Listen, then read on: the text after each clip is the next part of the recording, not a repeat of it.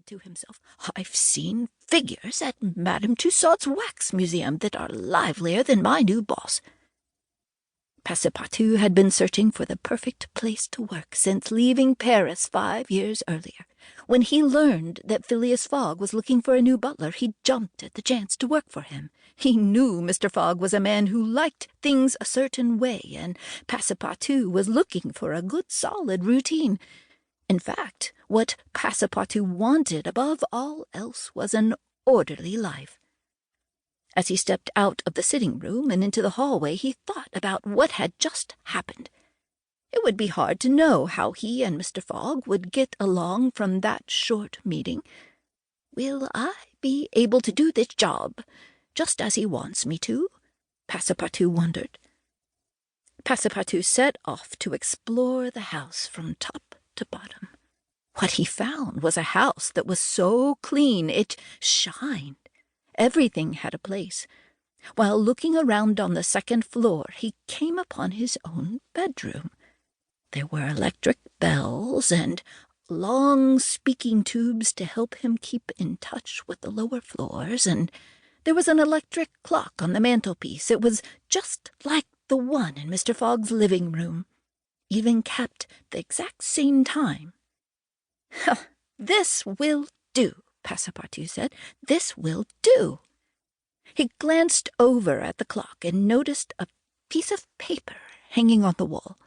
It was the schedule for all of his chores. "Oh, perfect," Passepartout thought. "Now I can learn the routine as well."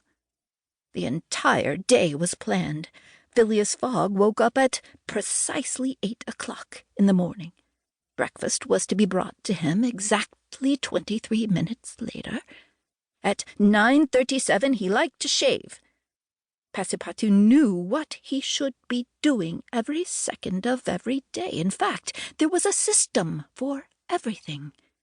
Even Mr. Fogg's clothes and shoes were numbered according to when they were worn, whether summer or fall. Having seen the house from top to bottom, Passepartout said aloud, "We'll get along just fine, Mr. Fogg and I. This is just what I wanted." Chapter 2. Phileas Fogg says something he might regret. Phileas Fogg left his house and walked the 575 steps to the Reform Club.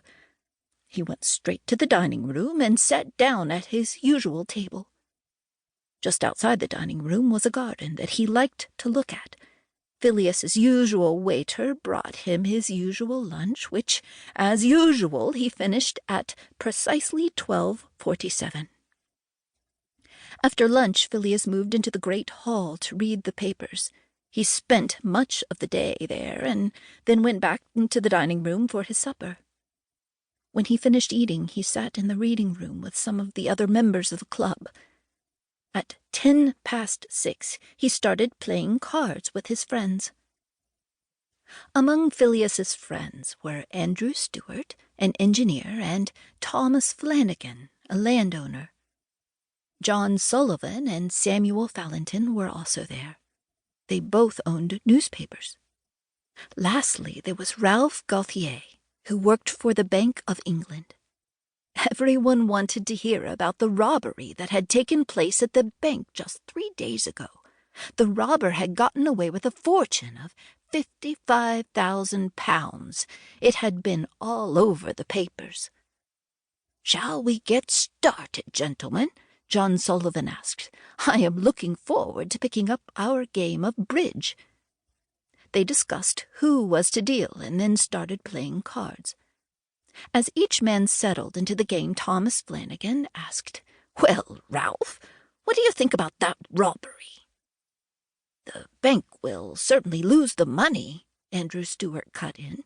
"On the contrary," Ralph said, "I think we'll be able to catch the robber. We've sent detectives across the country and to the 4 corners of the world. He won't slip through our fingers."